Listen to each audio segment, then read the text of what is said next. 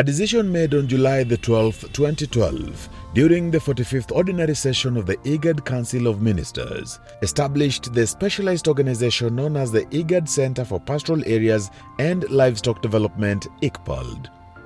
The IGAD Center for Pastoral Areas and Livestock Development is established to complement the effort of our member states in regard to development in drylands, as well as also livestock, provided that the IGAD region is largely dominated by dryland, and then also livestock is the main livelihood in that dryland area. ICPALD has implemented a number of livestock-related programs that contribute to sustainable peace among cross-border communities, which includes the signing of a cross-border MOU by ministers to enhance control of transboundary animal diseases, TADs, which has helped to have synchronized vaccination and reduce outbreak of TADs in cross-border areas, thereby supporting the ongoing transboundary livestock trade.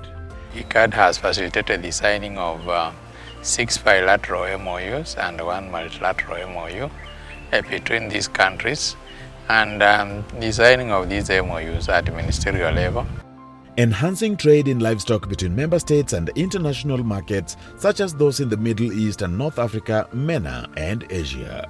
There is an improvement in trade, especially livestock trade between member states. Like we can take an example between Ethiopia, Kenya, Uganda, Ethiopia, Somalia, and others. This is mainly happening because of some of the IGAD intervention, also other partner interventions.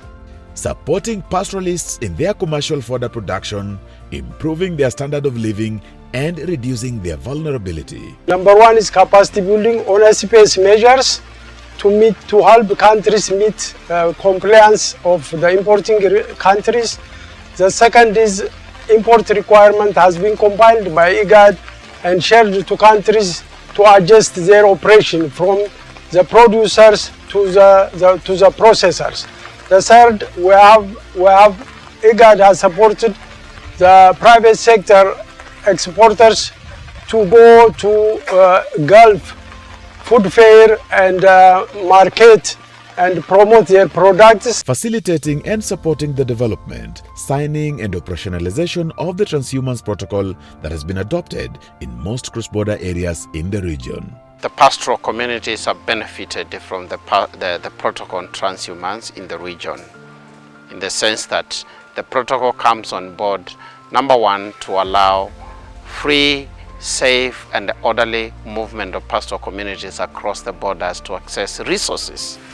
Resources including pasture, including water, salt licks, veterinary services and others. Secondly, it also comes on board to support the harmonization of policy and the legal frameworks within the member states. It also comes on board to commit the member states to invest in the services in these pastoral communities. The establishment of shared livestock markets by cross-border communities, made possible by ICPALD support, has enabled local trade in livestock, products and other household goods. It is evident that ICPALD has faced climate change-related difficulties while carrying out projects in the ASAL region. The communities face various challenges such as drought, floods, desertification, land degradation, scarcity of water for human and animal consumption, gaps in data regarding climate change, resilience, and sustainable practices.